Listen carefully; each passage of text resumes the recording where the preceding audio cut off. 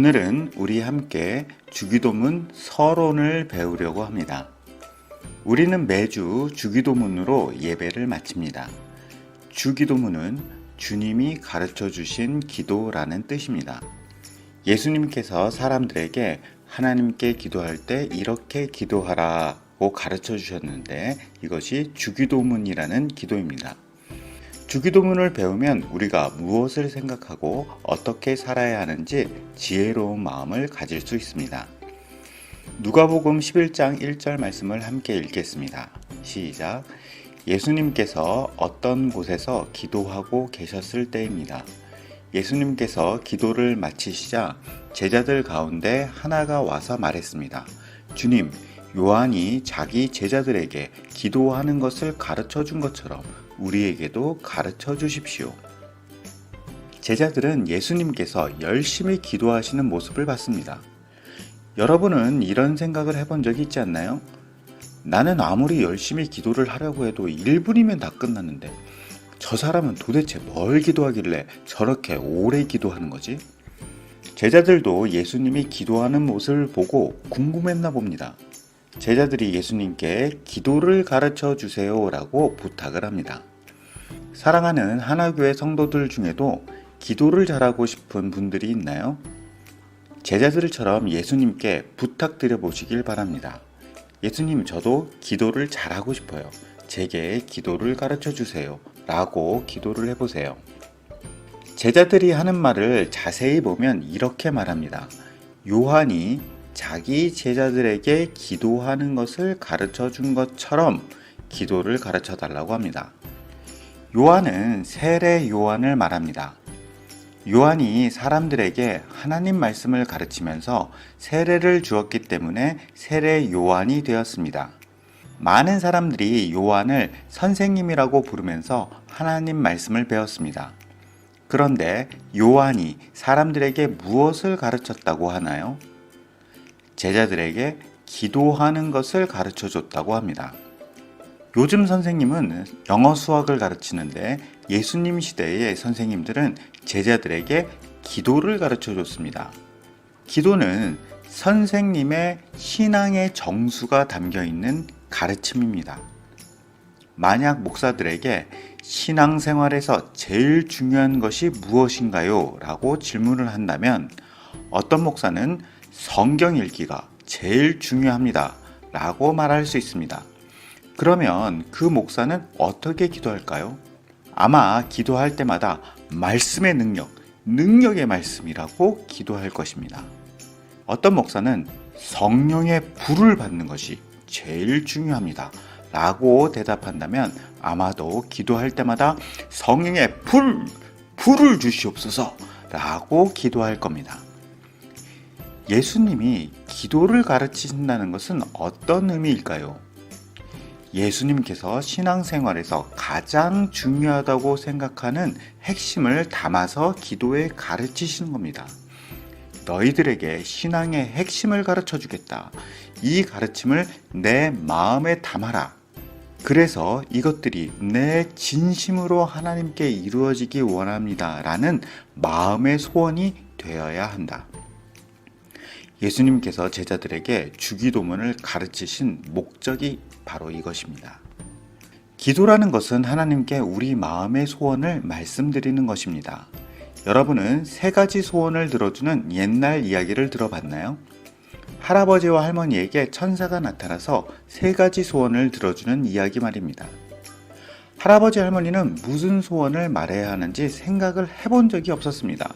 그래서 한참을 고민하다가 배가 고파졌습니다. 그래서 할아버지가 엉뚱한 말을 하고 맙니다. 소세지나 잔뜩 먹었으면 좋겠네 라고 했더니 소세지가 한 접시 생겼습니다. 할머니가 화가 나서 쓸데없이 소원 하나를 날렸다고 할아버지를 나무랬습니다. 할아버지도 화가 났죠. 할머니 코에 소세지가 붙어버렸으면 좋겠다 라고 말했습니다.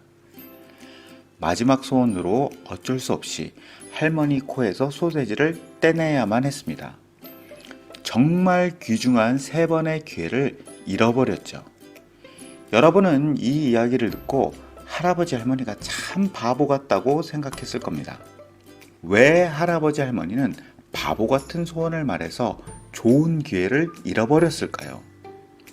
왜냐하면 어떤 소원을 빌어야 하는지 깊이 생각해 본 적이 없었기 때문입니다.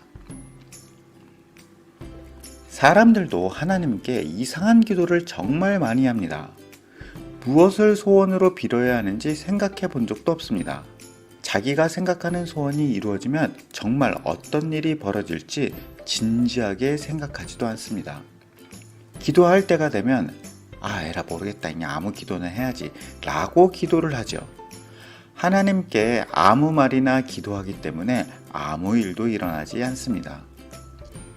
대부분 사람들은 아무렇게나 기도합니다. 만일 여러분이 남편 때문에 엄청 화가 났습니다. 저 남편은 없어져 버렸으면 좋겠네 라고 생각했는데 정말 이루어지면 어떻게 될까요? 정말 끔찍하겠죠? 지금 살짝 웃는 분도 있을 것 같습니다. 이런 소원은 이루어지면 안 됩니다. 하나님께서는 이상한 기도를 들어주지 않으십니다. 만약 여러분의 아들이 뭐든지 싹둑싹둑 자를 수 있는 멋진 칼을 사주세요 라고 부탁을 한다면 여러분은 칼을 사주실 건가요? 그런 소원을 들어주면 아들이 다친다던가 큰 문제가 생길 겁니다. 아들이 아무리 간절히 부탁을 해도 부모님이 생각하기에 나쁜 것은 들어주지 않습니다. 하나님도 마찬가지입니다.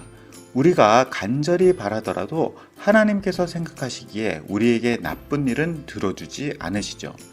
그 기도가 이루어지면 오히려 우리에게 불행이 닥치는 겁니다. 그런데 사람들은 하나님께서 들어주시지 않는 이상한 기도를 많이 합니다. 그래놓고 이렇게 생각하죠. 하나님은 내 기도를 안 들어주시나 봐. 하나님께 기도드려도 소용이 없어 라고 불평을 합니다. 하나님께서 기도를 안 들으시는 게 아니라 사람들이 하나님께 무엇을 어떻게 기도해야 하는지도 모르고 이상한 기도를 하기 때문입니다.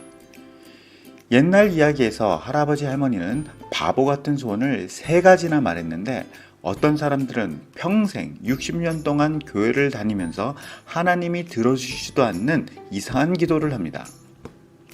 저는 어릴 적에 예수님이 나타나서 내 소원이 무엇이냐 라고 물어보는 꿈을 꾼 적이 있습니다. 그런데 꿈에서라도 막상 예수님이 앞에 계시니까 당황스럽더라고요. 그게 이러다가 꿈에서 깨어났습니다. 너무 아쉬웠죠. 만약 제가 당황하다가 이대로 기회를 놓칠 수 없겠다 싶어서 부자가 되게 해주세요 라고 소리 질렀다면 기도가 이루어졌을까요? 대부분 사람들은 기도가 이루어지면 정말 좋겠다 라고 생각은 하지만 하나님께서 어떤 기도를 들으시는지, 내가 무엇을 기도해야 하는지 배우려고 하지는 않습니다. 살아가는 하나교회 여러분, 우리는 기도를 하기 전에 기도를 배워야 합니다. 정말 이 소원이 올바른 것인가? 이 소원이 이루어지면 정말 나에게 좋은 것인가? 나와 우리 가족에게 행복을 가져다 줄까? 불행이 될까? 무엇을 생각하고 무슨 소원을 빌어야 하는 걸까? 하나님은 내 소원을 듣고 뭐라고 생각하실까? 하나님께서는 어떤 기도를 들어주시나? 내 마음에 있는 소원은 하나님께서 주신 것이 맞는가? 여러분이 제자들처럼 예수님께 기도를 가르쳐 달라고 요청한다면 예수님께서 우리에게 주기도문을 가르쳐 주실 것입니다. 누가복음 11장 2절을 함께 읽겠습니다. 예수님께서 제자들에게 말씀하셨습니다. 너희는 기도할 때 이렇게 하여라. 이렇게 기도하라는 무슨 뜻일까요? 예수님과 똑같이 기도하라는 뜻일까요? 자, 기도를 해보자. 하나님 아버지, 이름이 거룩히 여김을 받으시고, 이름을 거룩히 여기시고, 아니 틀렸다. 이름을이 아니라 이름이 거룩히, 다시 이름이 거룩히 여기시고, 아니 거룩히 여김을 받으시고, 여김을 받으시고, 그래 기도 잘한다. 이렇게 기도를 따라해야 한다. 이런 뜻일까요? 기도를 똑같이 따라라는 뜻이 아닙니다. 또한 한 글자도 틀리지 않게 외워서 매일 똑같은 기도를 하라는 뜻도 아닙니다. 저는 어릴 적에 친구들과 누가 틀리지 않고 주기도문을 빨리 외우나 내기를 하기도 했습니다. 어떤 사람은 하루에 주기도문을 100번 이상 외우면 기적 같은 일이 벌어진다고 말하는 사람도 있습니다. 물론 주기도문을 잘 외우는 것도 좋고 자주 기도하는 것도 좋습니다. 그러나 정말 중요한 것은 예수님이 가르쳐 주신 기도가 무슨 뜻인지 알아야 합니다. 왜 이 기도가 중요한지 이해하고 나도 똑같은 마음을 갖고 기도해야 합니다. 여러분은 아멘이 무슨 뜻인지 아시죠? 아멘은 그렇습니다. 맞습니다. 그것이 옳습니다. 나도 그렇게 생각합니다. 라는 뜻입니다. 누군가 기도를 하고 아멘 하는 것은 나도 그런 기도를 하겠습니다. 라는 뜻입니다. 저는 사랑하는 하나교회 성도님들이 주기도문에 아멘 하시기 바랍니다. 주기도문이 무슨 내용인지 잘 이해하고 깨달아서 주님, 이 기도가 제 마음에 있습니다. 저는 주기도문이 나와 우리에게 이루어지기를 간절히 소원합니다. 라는 마음을 갖기를 바랍니다. 이제 예수님께서 가르쳐 주신 기도를 한번 읽어봅시다. 함께 소리내서 천천히 읽겠습니다. 시작. 하늘에 계신 우리 아버지, 아버지의 이름이 거룩하게 여김을 받으소서. 아버지의 나라가 이루어지게 하소서. 아버지의 뜻이 하늘에서처럼 이 세상에서도 이루어지게 하소서. 오늘 우리에게 필요한 양식을 주소서. 우리에게 잘못한 사람을 우리가 용서해 준 것처럼 우리의 죄를 용서하여 주소서. 우리들을 시험에 빠지지 않게 하시고 악으로부터 구원해 주소서. 주기도문은 두 부분으로 나눌 수 있습니다. 첫 번째 부분은 하나님의 일에 대한 기도입니다. 첫째, 하나님의 이름이 거룩하게 여김받길 원합니다. 둘째, 하나님의 나라가 이루어지길 원합니다. 셋째, 하나님의 뜻이 이 세상에서 이루어지길 원합니다. 라는 내용입니다. 주기도문의 두 번째 부분은 우리에게 필요한 기도입니다. 첫째, 우리에게 양식을 주세요. 둘째, 우리의 죄를 용서해 주세요. 셋째, 우리를 구원해 주세요. 라는 내용입니다. 기도의 순서에 대해서 배워보겠습니다. 주기도문은 하나님의 일에 대한 기도, 우리에게 필요한 기도 두 가지가 있다고 했습니다. 그런데 어떤 기도가 먼저 나오나요? 하나님에 관한 내용이 먼저 나오고 우리에 관한 내용이 다음에 나옵니다. 주기도문은 우리가 기도할 때 하나님에 관한 기도를 먼저 해야 한다고 가르쳐 줍니다. 그리고 나서 우리가 원하는 것을 기도해야 합니다. 이 순서는 대단히 중요합니다. 많은 사람들은 기도할 때에 내가 바라는 소원이 이루어지는지에 관심이 더 많습니다. 그래서 사람들의 기도를 들어보면 하나님 이렇게 해주세요. 하나님 저렇게 해주세요. 자기가 원하는 기도만 잔뜩 합니다. 그리고 하나님께서 내 소원을 안 들어주시면 어떻게 하지? 걱정합니다. 예수님께서 이런 말씀을 하셨습니다. 마태복음 6장 31절 말씀 함께 읽겠습니다. 무엇을 먹을까? 무엇을 마실까? 혹은 무엇을 입을까? 하면서 걱정하지 마라. 먼저 아버지의 나라와 아버지의 의를 구하여라. 그러면 이 모든 것들이 너희에게 덤으로 주어질 것이다. 예수님께서 무엇을 먼저 구하라고 하셨나요? 먼저 하나님의 나라와 하나님의 올바른 말씀이 이루어지기를 먼저 기도하라고 말씀하셨습니다. 하나님 나라와 올바른 말씀을 먼저 생각하는 사람에게 하나님께서 우리에게 필요한 것, 우리가 먹고 마시고 입는 것, 우리가 원하는 것을 덤으로 주신다고 합니다. 한번 생각해 보겠습니다. 예를 들어 지금 여러분의 막내딸이 너무 아픕니다. 코로나 때문에 회사도 힘들고 음식 구하기도 힘든데 막내까지 아프니까 너무 걱정스럽습니다. 그런데 첫째 아들놈이 이번 주 내 생일에 놀이동산에 가고 싶어요 라면서 생일 소원을 빌고 있습니다. 너무너무 간절한 소원이라고 대굴대굴 구르며 울고 있습니다. 물론 여러분은 자상한 부모님이니까 내 소원을 못 들어줘서 정말 미안하다. 대신 아빠가 바이킹 태워줄게. 해줄 수는 있겠죠. 정말 좋은 아빠네요. 부모님의 마음이 어떤지 생각도 않고 억지와 때를 쓴다면 자식이 아니라 왼수입니다. 여러분은 하나님이 어떤 분인지, 무엇을 위해 일하고 계시는지 알고 있나요? 신명기 10장 18절 함께 읽겠습니다. 하나님은 고아와 과부를 도와주시고 외국인을 사랑하셔서 그들에게 먹을 것과 옷을 주시는 분이시오. 하나님은 가난한 사람을 돌보시고 약한 사람을 도우시는 분입니다. 하나님의 관심이 여기 있단 말입니다. 그런데 어떤 사람이 저는요 더럽고 냄새나는 사람들은 관심이 없어요. 하나님 저를 부자로 만들어주세요. 내 친구보다 저 사람들보다 돈을 더 많이 벌게 해주세요 라고 기도한다면 하나님의 마음은 어떨까요? 우리가 하나님이 어떤 분이신지도 모르고 열심히 기도하는 것은 아픈 동생을 모른 척하고 놀이동산 가자고 떼쓰는 아들과 같습니다.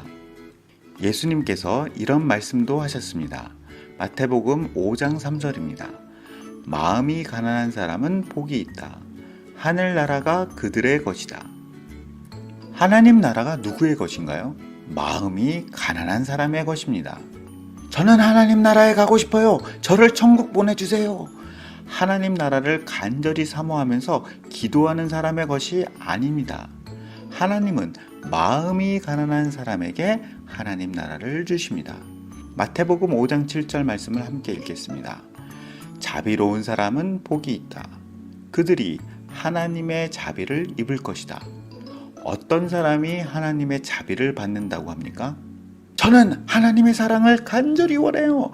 제발 하나님 저를 사랑해 주세요 라고 기도하는 사람이 아닙니다. 다른 사람에게 자비로운 사랑을 베푸는 사람입니다. 예수님의 말씀을 살펴보면 특징이 있습니다. 하나님 이런 복을 주세요. 저런 복을 주세요 라고 간절히 기도하는 사람이 복을 얻는 것이 아닙니다. 우리가 먼저 어떤 사람이 되면, 마음이 가난한 사람이 되면, 자비로운 사람이 되면 복이 따라오는 것입니다. 이것은 예수님께서 가르쳐 주시는 기도의 순서와 같습니다.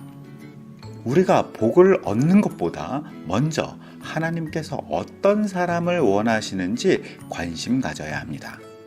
교회를 다니는 대부분의 사람들도 하나님의 일에는 관심이 없고 그저 나에게 필요한 것을 달라고 기도합니다. 하나님 맛있는 거 많이 먹게 해주세요. 하나님 멋진 신발도 주시고요. 좋은 핸드폰도 주시고 이것도 저것도 이루어 주세요. 라고 열심히 간절히 기도하면 응답을 받을 거라고 생각합니다. 하나님께 예배도 드리고 헌금도 드리고 교회도 빠지지 않고 열심히 다니고 착한 일 많이 하면 내가 이렇게 열심히 교회 다니고 기도하니까 하나님께서 소원을 이루어 주시겠지 라고 생각하죠. 다시 한번 말씀드립니다. 열심히 하는 것보다 순서가 더 중요합니다. 예수님께 기도를 배우는 사람은 하나님 나라와 의를 먼저 구합니다. 하나님의 관심이 무엇인지 먼저 기도합니다. 하나님의 일에 먼저 관심을 갖습니다. 다음에 우리가 필요한 것을 구합니다. 이런 방법으로 먹을 것과 입을 것을 얻습니다. 이것은 예수님의 제자들만 알고 있는 하나님 나라의 비밀입니다. 수십 년 동안 교회에서 예배를 드리면서 주기도문을 외워도 많은 사람들이 모르기 때문에 비밀이 된 것입니다. 이 비밀은 세상에서도 통합니다.